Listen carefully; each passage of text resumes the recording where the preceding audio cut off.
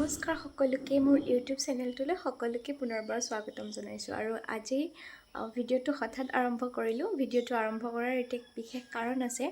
ভিডিঅ'টো শেষলৈ চাই হৈছে আবেলি 4:30মান বাজিছে আৰু 4:30মান বজাত মই এতিয়া ওলাই আছোঁ এঠাইলৈ যাব। এঠাইলৈ মানে আপোনালোকক যে কৈছিলোঁ বিশেষ কিবা এটা আছে বুলি, মোৰ মানে নতুন গীত এটা আহি আছে আৰু সেই গীতটোৰ আজি ডাবিং দিবলৈ গৈ আছোঁ। গতিকে গীতটি সকলোৱে আঁকোৱালি ল'ব বুলি আশা কৰিলোঁ আৰু ওলাই মেলি ৰেডি হৈ গ'লে এনেকৈ চিম্পলকৈ। তাৰপাছত আমি যাবলৈ ওলালোঁ। এয়া দেউতা আৰু মই বহি ল'লোঁ আৰু এইফালে মনো আহিলে আৰু মাও আহিলে। গোটেইকেইটা আমাৰ ঘৰৰ পৰিয়ালকেইটা যাব ওলাইছোঁ আৰু আমাৰ ঘৰৰ পৰা ওলালোঁ সন্ধিয়াৰ সুন্দৰ নাজাৰা।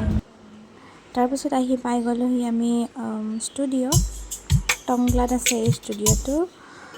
টংলাৰ মুকুন্দ দাৰ তাত কামটো কৰা হৈছে আৰু গীতটি আহি আছে অতি সোনকালে।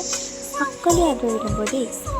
যেতিয়া কাম শেষ হ'ল আৰু আমি এতিয়া ঘৰলৈ উভতিলোঁ, এন্ধাৰে হৈ থাকিলে।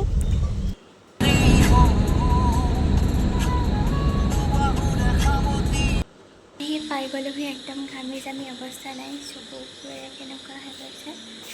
প্ৰায় 11টা বাজিলে আৰু 11টামান বজাতহে ঘৰ পালোঁ।